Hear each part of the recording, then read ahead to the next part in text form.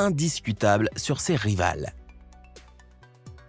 Il s'est avéré que les créateurs de la voiture ont gravé la carrosserie de la voiture dans de l'acide, transformant ces panneaux métalliques en feuilles d'aluminium. Un avantage de poids de 150 kg était suffisant pour gagner. Une cage de sécurité a été formée pour empêcher l'ensemble de la structure de tomber en morceaux. Mais pas pour un pilote, mais pour y fixer des panneaux de voiture et conserver la solidité de la carrosserie. La supercherie a été découverte et la Camaro a été bannie de tous les événements sportifs en Amérique. Mais en 1968, elle est retournée sur la piste et a pris la 3e place, battant les rivaux établis. Bien que techniquement, il n'avait rien d'exceptionnel. Alors, comment est-il revenu à la course? Eh bien, voici comment.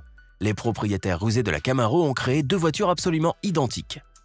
L'une était dotée d'une carrosserie légère, comme l'année dernière. L'autre était absolument standard. La 2e voiture, sans carrosserie, a été présentée au juge pour avoir passé le règlement technique. Et le modèle léger a été emmené sur la piste. Ce canular n'a pas été découvert et la Chevrolet Penske Camaro Z28 est toujours considérée comme la Camaro la plus rapide jamais fabriquée. Toyota Celica GT4. En 1988, la Celica GT4 japonaise s'est lancée sur les routes du WRC. L'année suivante, elle remporte la 1re place au Rallye d'Australie. Depuis cette année, elle est devenue le leader mondial des rallyes. Au fil du temps, la puissance du moteur a augmenté.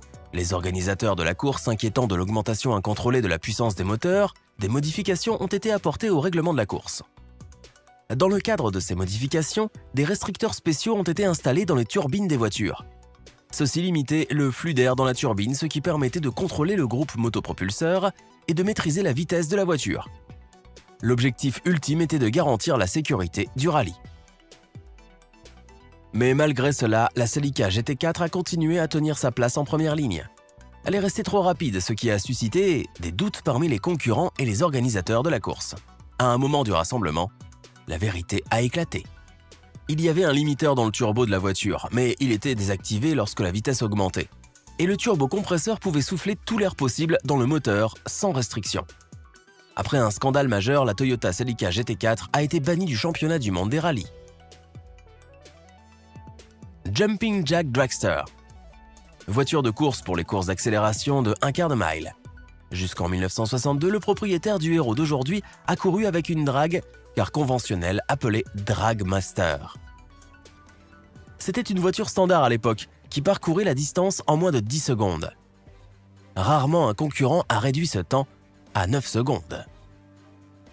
Mais en 1962, la voiture a soudainement commencé à afficher un résultat de 8 secondes, et parfois même moins, ce qui a provoqué la perplexité des concurrents et des organisateurs. Le secret était un simple dispositif développé par son propriétaire. Il s'agissait d'un cric qui soulevait l'arrière de la voiture au-dessus de l'asphalte.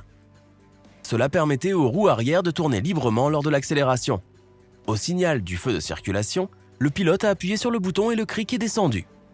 Avec les roues qui touchent la surface et qui tournent déjà, le dragster s'élance à pleine puissance, ce qui lui donne une avance convoitée d'1 seconde sur 2.